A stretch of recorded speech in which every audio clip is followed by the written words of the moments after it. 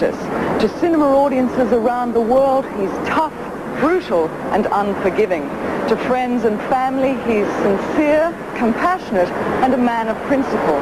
Meet Chuck Norris, the man behind the image who proved good guys could wear black.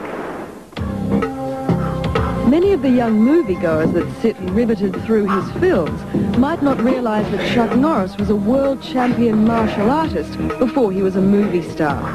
Whilst stationed in Korea with the United States Air Force in the 1960s, he earned his black belt.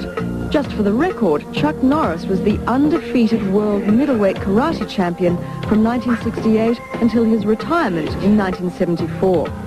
How did you make the transition from martial arts to Hollywood? I went broke.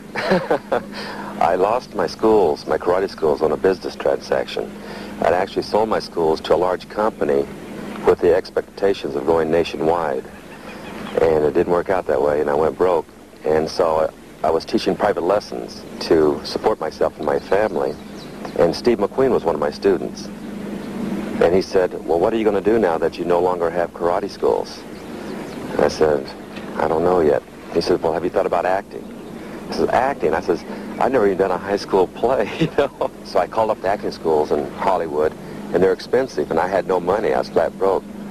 So I started looking in the yellow pages, and I found an acting school I could go to on my GI Bill.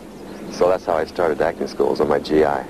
Why do you think characters like James Braddock from Missing in Action and Matt Hunter from Invasion USA are so popular with the public? I think it's a character that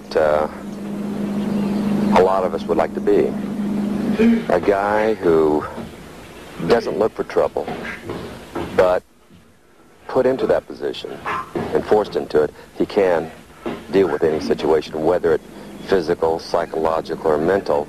He's the type of character that can deal with it. You seem to be moving away from martial arts in your movies. Is that because you're heading towards straighter roles? Some people think that I'm pulling away from karate, but I really am not. It's just that that particular screenplay doesn't require that much karate in it. I would like to do a movie that has more karate in it because I enjoy doing that. So hopefully I'll find a screenplay that requires more martial arts.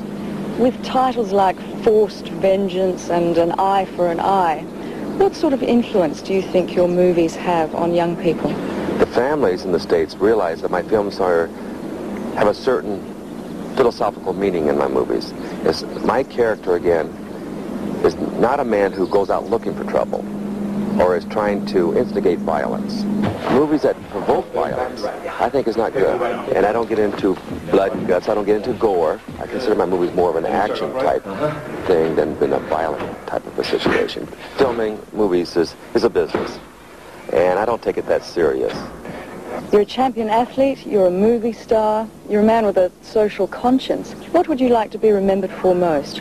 I think a man who cares. I think a man who is concerned with our society today. I do a lot of work with children, underprivileged kids and terminally ill children. I do a lot of work with them. And so hopefully that is what I'll be remembered by.